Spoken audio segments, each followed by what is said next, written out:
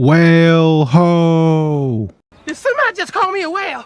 Yeah, I know ho! Hey everyone, Fit back with another of these guide for dummies videos.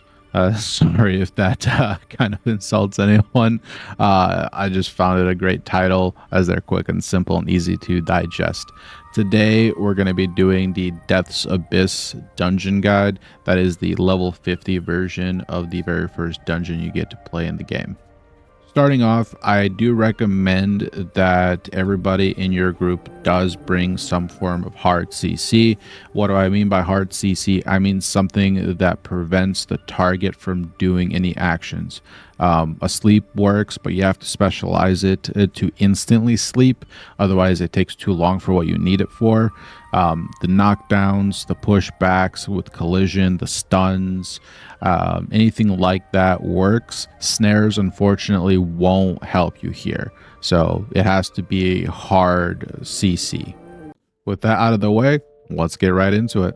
There's only going to be one important monster in this entire dungeon, like a trash mob, and that's going to be this Enchanted Arbiter soldier right here. He will do a near one-shot AoE to your group if it's not dealt with. When he is trying to do it, he'll jump to a player and he'll say, "I'll wipe you all out." When he does that, you just need somebody to hard CC him or interrupt him. Stun, a freeze, sleep that goes off instantly with the specialization, knockdown, anything like that. The snares won't work, so you need something that will actually stop him from doing a skill. If you, for some reason, don't have that, you can actually LOS him. You can hide behind a wall, obscure a view of him, and you can go hit. You won't get hit with that AoE either. Coming into this second hallway here, you're actually going to find two of those soldiers. I would wait until one of them gets a bit closer to your group. That way you're not pulling both at the same time. It makes it easier to deal with them.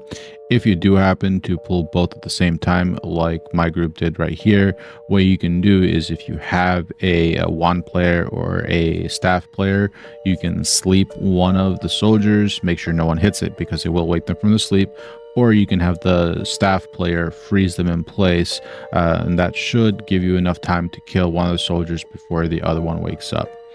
Now, you can deal both of them with the interrupts, but I find it challenging for some of the newer groups. Unlike the normal version where you had that female mini-boss caster in the back in this room, in this one, when you clear this hallway, this door will open up and she gets her own entire little corridor here, like a little cathedral. Simple with this is just the regular monsters in here. You do have some of those soldiers, so just handle those like we have been. This mini boss is pretty straightforward. She really does two mechanics. She'll put down these black purple circles on the ground. All you need to do is dodge those. Her second mechanic is she will lift some players in the air and say, "I will end your life." When she does that, you just need somebody in your party to hard stun her, CC her. I used my sleep in this scenario with the instant sleep specialization, and it interrupted her, which allowed those players to not instantly die because it will kill them if you don't interrupt that.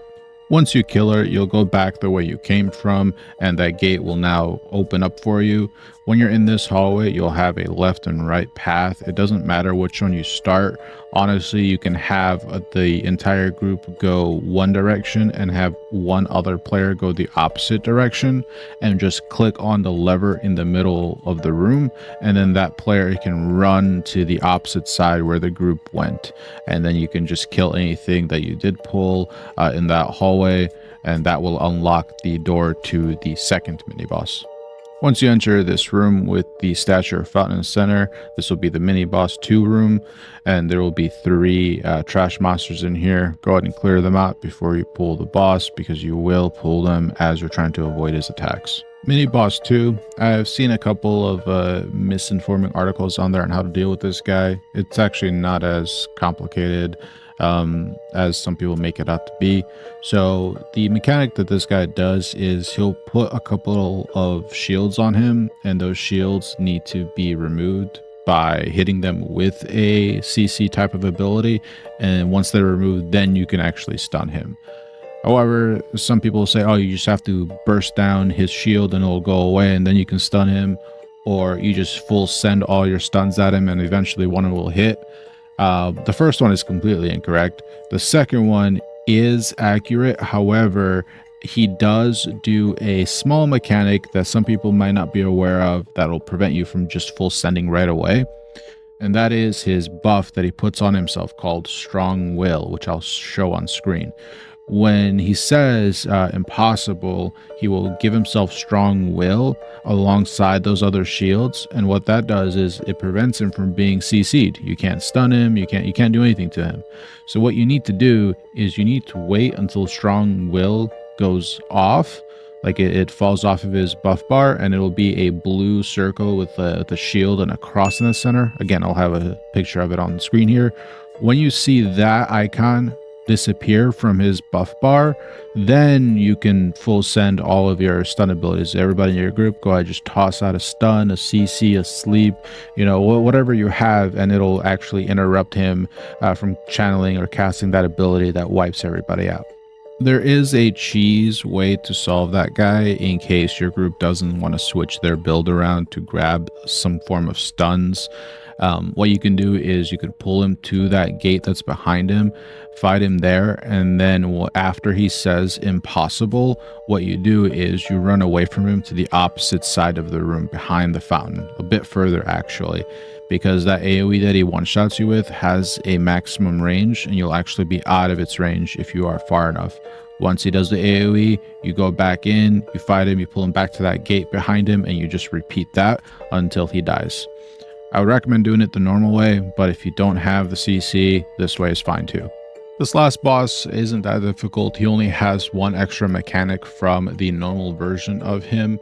So he will still teleport behind people and do that scythe cone where it knocks you up and it does some damage. And he will still do the mechanic where he places a black puddle underneath a random party member, and then everybody has to stack on that black circle to share the cleave he does. So those two things will be the same. The only thing he adds is he will periodically, now I know some people have a pattern for this, but I've seen the pattern and I've also seen times where he just does whatever he wants. I've started this fight where he immediately does the mechanic, and I've seen that like right here, he just immediately goes into that new mechanic with the spinning scythes. But I've seen it where he actually patterns it out. So this is the new mechanic. He will select a couple of players, starting with 3, but it will progressively be more. And he'll have spinning scythes follow them around the arena.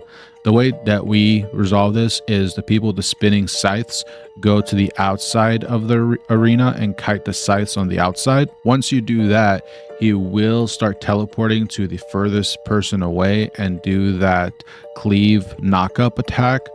After he does that 2 times, I recommend everybody go to the center of the arena to stack up on that black circle. That way you can share that cleave.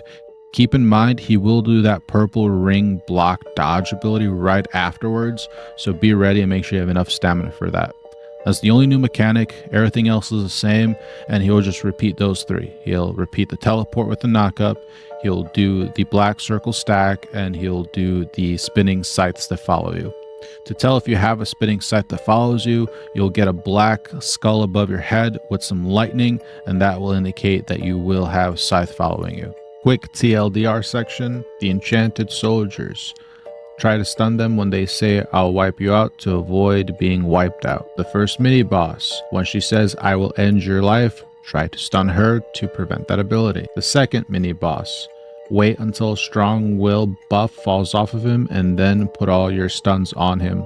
Or tank him on one side of the room and then run to the other side of the room when he says impossible. The last boss, avoid his cleave stun when he teleports behind you. Kite the scythes to the edges of the room.